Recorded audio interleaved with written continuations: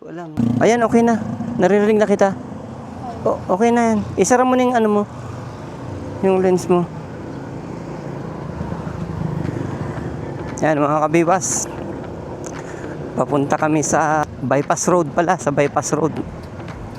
Titingnan yung kaganapan doon ngayon. So siguro mga 30 minutes na biyahe. Sama ko sila. Ayan. Mahina yata yung volume ng ano mo, intercom. Yung pinipihit baga papunta sa likod, pihitin mo ng yan, okay na yan, tama na yan. Mapapalakas na mic. Kukunti pala ang fuel natin, 3 bar lang. Bagay, malapit lang yan.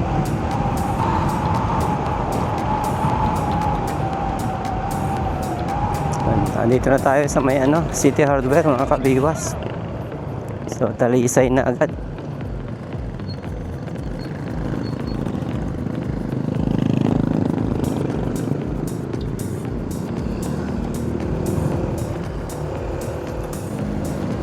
Kaya mas mabilis dumaan dun. Medyo traffic.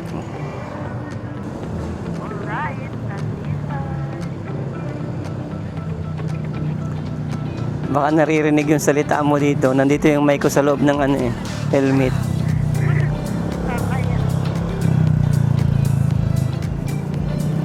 Okay lang naman. May nga para matesting natin kung papasok siya dun sa camera. So ginamit natin yung yung remote ng DJI saka yung kanyang wireless microphone. Sana tama ang pagkatimpla. Matagal na nating ginagamit ito mga kabiwas.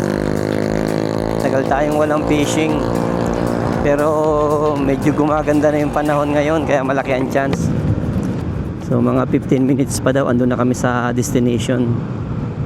Siguro pag walang traffic.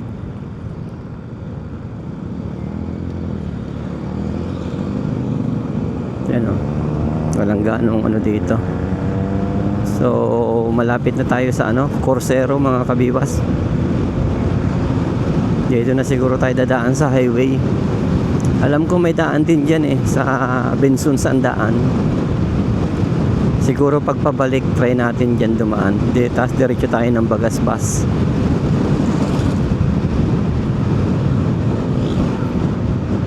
Masyadong malayo pa pag dito.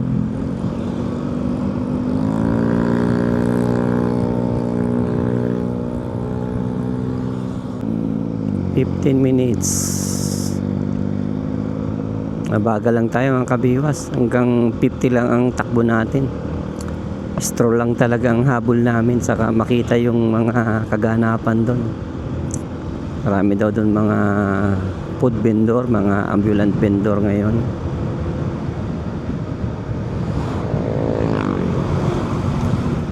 So standby.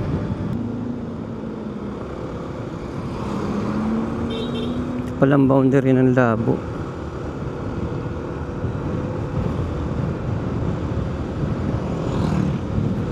Malapit na tayo dun sa nililikuan. 1.7. Yun na yata sa unahan.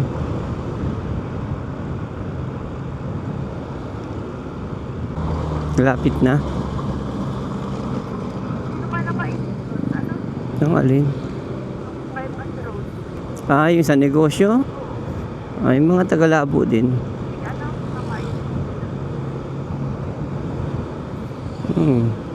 Ginaya yun sa Bagasbas.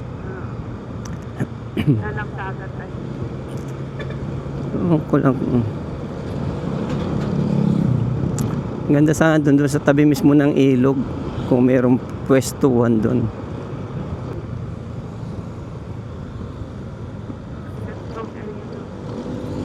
Kasi nga bigla may mga nalikunang pakanan. Tapos may lumalabas din.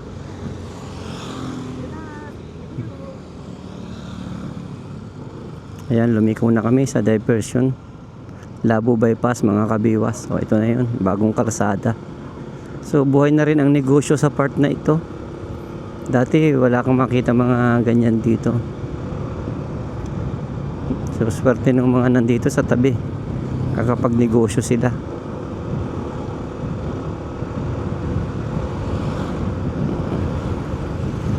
So ito yung kahabaan, meron na pala siyang mga nakalagay na solar street light.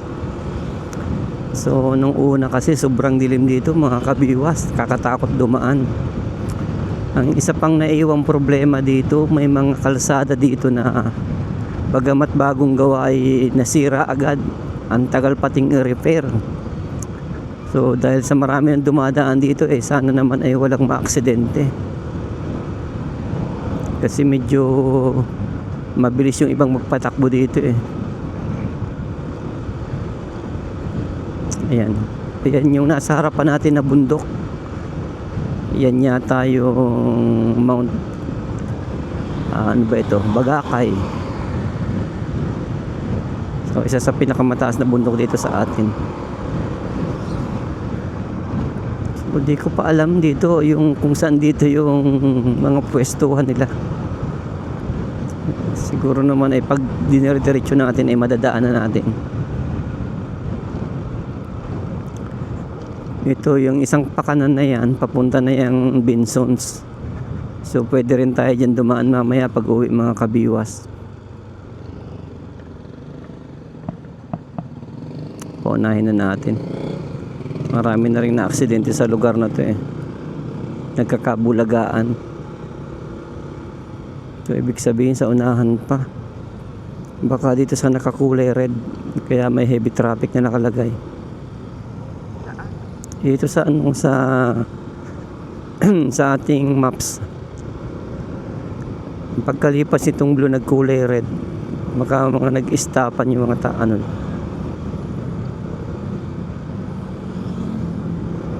tatawid na aso. Ay pagkalampas siguro ng tulay. So ayan taas ng bundok. Kailan kaya makaakyat yan sa bundok na yan? Pangarap ko rin sanang maakyat yan. Ayun, isa sa inaabangan natin mamaya mga kabiwas ay ayan yung mga sirang kalsada Tagal na hindi pa rin nare-repair, pinababayaan na talaga. Kailan pa yan re-repairin siguro pag may na-aksidente na uli. Kabago-bago lang yan pero sira agad. So pag mabilis ang takbo mo, di mo napansin yan, shoot ka dyan sigurado.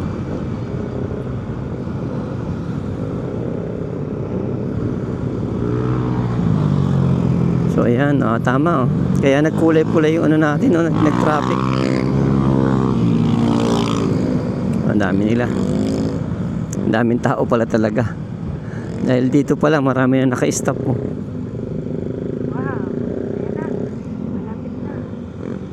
So wag na natin katin yung video ng kabiwas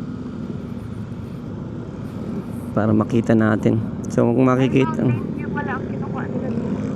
makikita mo dito sa natin sa Google Map, yan nagkulay pula. So maraming tumigil na sasakyan saka mga bumagal ang patakbo. So dito na pala yung start nila.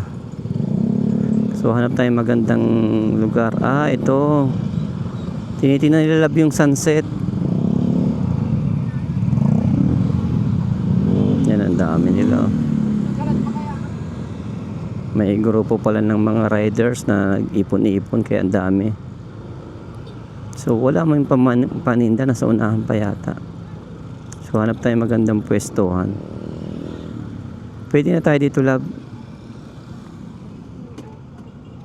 Yan matigil ako dun So ayan, touchdown mga kabiwas. Dito na lang tayo.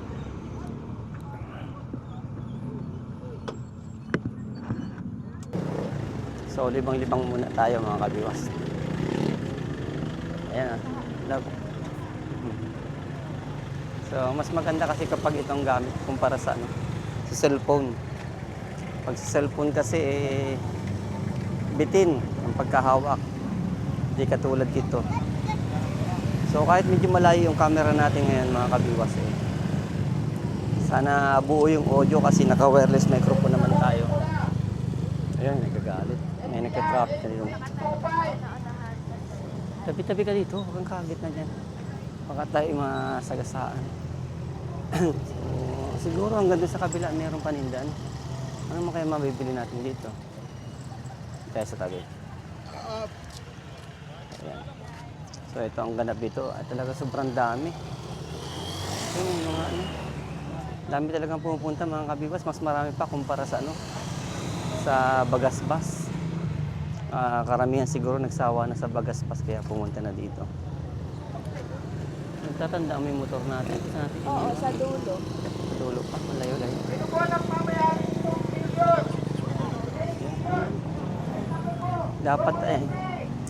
Dapat ay isang ano lang. Yung parking nila kabilaan kaya medyo babagal talaga. So punta tayo ay dito sa ano, sa tulay. And then naiwan na sila. Matagal. Ayan, ang dami.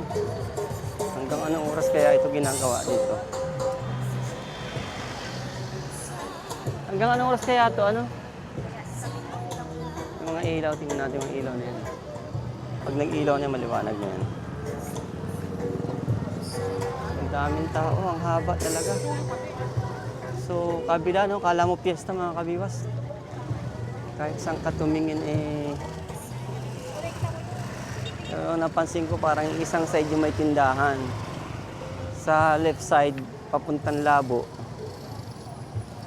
Yung ano, yung may mga store. Oh, so pag nakarating tayo sa tulay, pabalik tayo. Lab, puntaan tayo muna yung dulo, tapos doon tayo sa kabila para makita natin. So dito sa side na to, mga parking. Medyo may kalayuan yung na-parkingan namin ng motor, mga kabiwas. Ayan, nagyaya pala dito ay si Nicole. Ayan. So mga nakatambay sila. Ang haba nito mga kabiwas. So pag pumunta kayo dito, medyo mag-i-enjoy ka nga kasi maraming tao. Dapat dito pala pag pumunta ay isang grupo. Mas masaya kung isang grupo tayo dito. Paparking. Ang haba, ang layo pa pala ng tulay. So, kung mapapansin nyo, pati bata, karamihan mapansin nyo ang kulay ng karamihan ditong suot na damit itim. Bakit kaya? Still, battery natin ay 50%. Natagal kasing naka-stack tong camera natin. So ngayon lang uli na isipang gamitin at biglang nagaya. So sana maging maganda ang kuha naman para may mai-upload naman tayo sa Kabiwas TV. Sa mga susunod na linggo, malaki ang chance makapag-fishing na tayo. Kung mapapansin natin yung panahon gumaganda na. Hihintay lang tayo na bumaba pa ng kunti yung alon kasi sa ngayon ang alon sa dagat ay nasa 1.8 pa. Tapos meron pa siyang swell at saka wind waves na more than 1 meter. So pag bumaba yan mga kabiwas medyo marami-rami tayong may upload na fishing. So shoutout nga pala kay Alex Hickler, isa sa pinaka magaling at pioneer ng photography dito sa atin sa bayan ng Camarines Norte. Nagkausap kami kanina plano namin mag-collab o magkasama pag-fishing. Hey, hi vlog. Sana matuloy. Ayan. So, until dito sa malapit na kami sa tulay, still pa rin.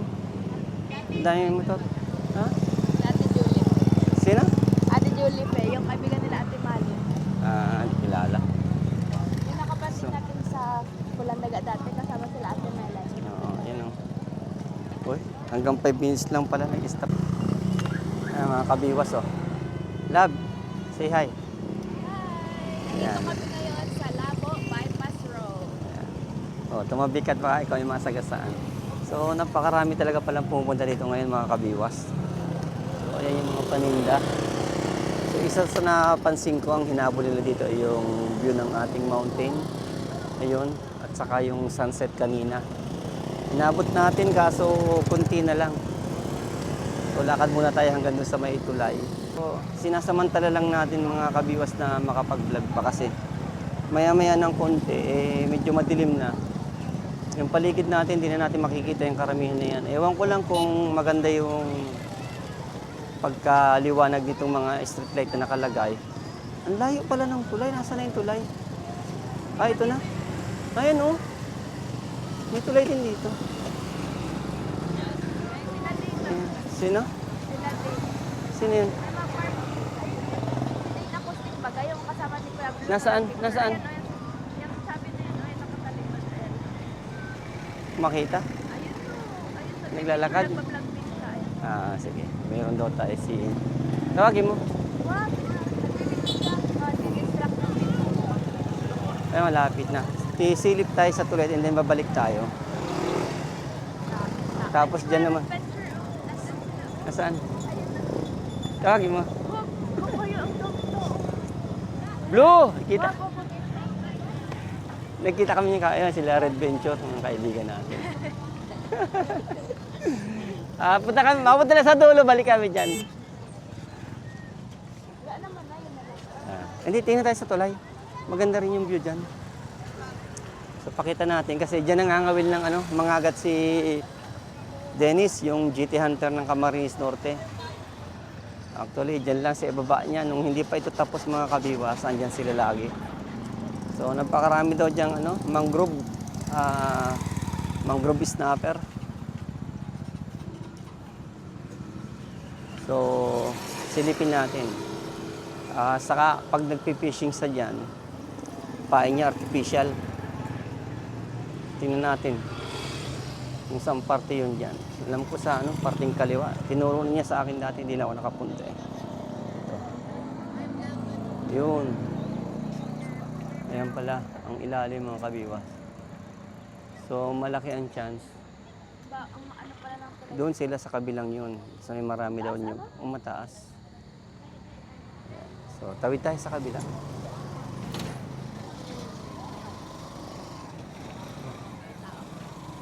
Dali, tawid natin. May nakaharang pa. Ayan, silipin din natin dito. So, ayan. Silipin ko lang yung spot ni Master Dennis. Ayun. Ayun. Doon yung spot nila. Hanggang doon sa kabila. So, andyan yung mga mangrove snapper. Ayan, babalik na tayo mga kabiwas. Mamaya uli.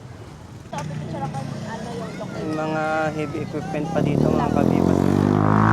So, andito na kami sa right side. Papuntang Daet, nasa right side kami.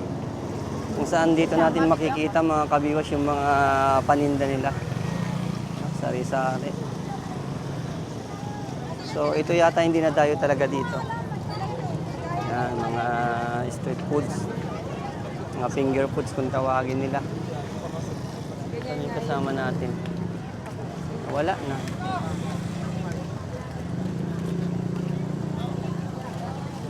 So, ito yung mga kaibigan natin. Magandang gabi po. Nagpakain na ba kayo? Yeah. Kasi pinakasikat. Sir, ang masarap. Si Helvejo. Sir, masama sa vlog, sir. Ayan. Kala ko pa naman kakanta ka na dito. Sir, pwede kanyang kantal. Sampol. Araw, nagmamanis ko sa bypass road. Bypass? Biglang tumigil. Mali! Ang sarap na mga So, ito ba dinadayo natin dito? 20 to herbs. So, ayun o. Ganda. Ayan si Midis. Ayan, daming tao mga kabiwas. Mabilisan. So, complete. So, ayan. Ito ang masarap daw. So, ayan ang hinahabol dito mga kabiwas. Ay, hindi pa.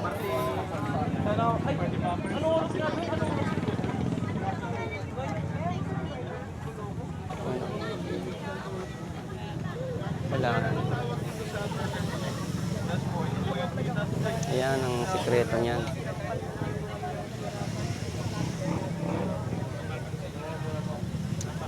Pamawisan na. Mabigat palang pisain. Kabigas.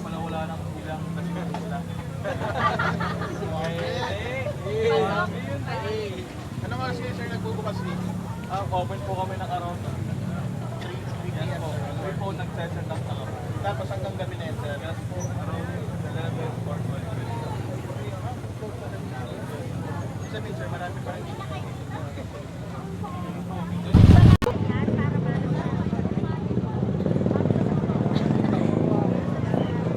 May vlog po yan.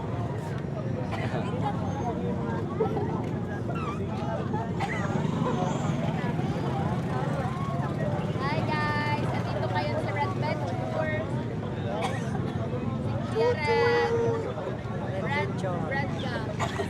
Red Venture. Yan mga kabiwas, medyo pauwi muna tayo. Parang uulan. Tawagin mo sila. Tab! Uulan! Umuulan. Hanap tayo masilungan dyan na may ano. So, iniwan na namin sila red. Aabutin tayo ng ulan. Ambon lang yan. Hindi na? Hindi naman palipad pag nag-ulan na. Ay, bawal mabasa yun. May makinang naka-expose dun.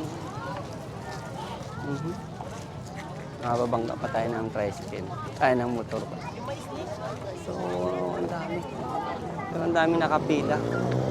Para siyang night market sa ibang lugar. Yan dito lahat foods. Grill. Ayan o. So, wala kang kakainin dito? Wala siya eh. Tawa. Ayan na. Anong oras na lang? Anong oras sa'yo? 6:30. Silong tayo, silong. Silong tayo dito. Lumakas. Hindi, pasilong daw po. Dito tayo sa likod. Yan, sumilong kami mga kabiwas at medyo lumakas yung ulan.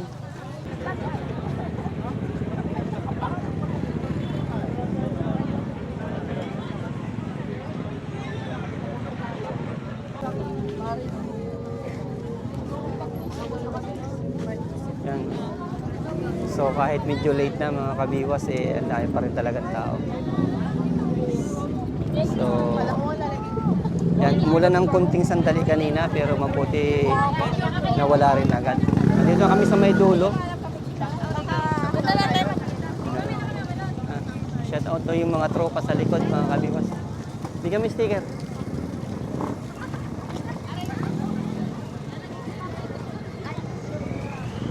Ayan, so ayun, dito kami sa dulo. Nandito yung motor namin kasi medyo nalimutan ako sa part. Sana makuha agad. So, ang dami pang dumarating na tao. Kaya pala bigla nag-traffic kanina.